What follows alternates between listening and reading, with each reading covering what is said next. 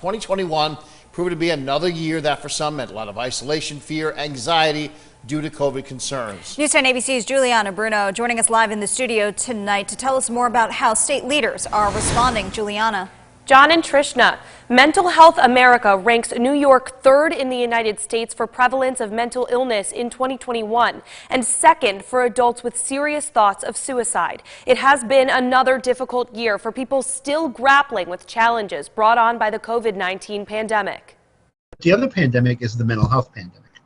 All the people who are in isolation, all the people who are in despair, all the people who are anxious and depressed and, might be over-medicating. Glenn Liebman of the Mental Health Association in New York State says mental health first aid training is available so people can understand how to respond when someone they know is going through a crisis. And especially now, it's important to know the resource is there. There have been, I think, over 2 million people in the country who've been trained in this to basically have a basic understanding about mental health that a lot of people don't have. There's not a lot of mental health literacy out there. Liebman says while it's good that conversations about mental health have become less stigmatized, more tangible action is needed. He's among a number of mental health leaders calling on Governor Kathy Hochul to include funding for the mental and behavioral health workforce in the next budget, amid what's been called an industry crisis for desperately needed services. We need to make sure that we have enough psychologists, psychiatrists, social workers, all clinicians.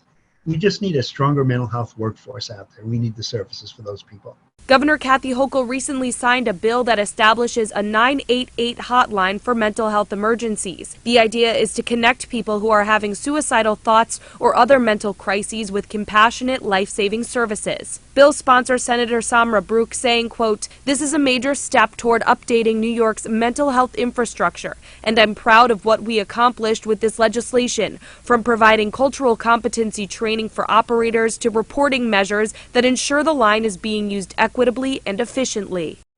And the 988 hotline is a federal requirement under the National Suicide Hotline Designation Act of 2020. It should be implemented by July of next year. Reporting in the studio, Juliana Bruno, News 10 ABC.